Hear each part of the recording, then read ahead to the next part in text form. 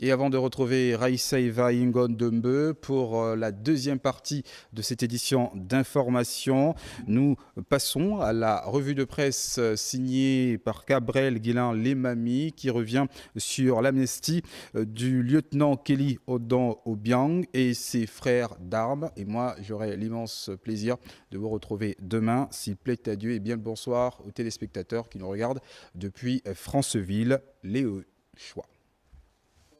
Bonsoir à tous. Le 7 avril 2019, le lieutenant Kelly Ondo Obiang et ses frères d'armes s'étaient emparés du Radio Gabon sans une grande coordination de son putsch.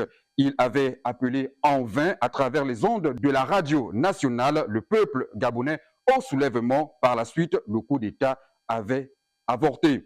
Kelly Obiang et ses compagnons, à l'issue du coup d'État avorté, avaient été emprisonnés. Cependant, ils viennent de bénéficier d'une amnistie accordée par le chef de l'État, Brice Clotaire Oligui Nguema. Gaboclic Info parle d'une amnistie qui couvre les infractions de droit commun et celles entre la sûreté intérieure ou extérieure de l'État liées à ces événements, y compris les fautes passibles de sanctions disciplinaires ou professionnelles. Concrètement, cela signifie la libération des personnes et l'effacement de toute trace dans les dossiers. Selon l'agence gabonaise de presse, cette mesure marque un tournant vers la réconciliation nationale et consacre la volonté d'apaisement et d'unité posée par la Ve République. Pour gabonactu.com, le cadre juridique amnistie également les membres du comité de transition pour la restauration des institutions qui avaient perpétré le coup d'État d'août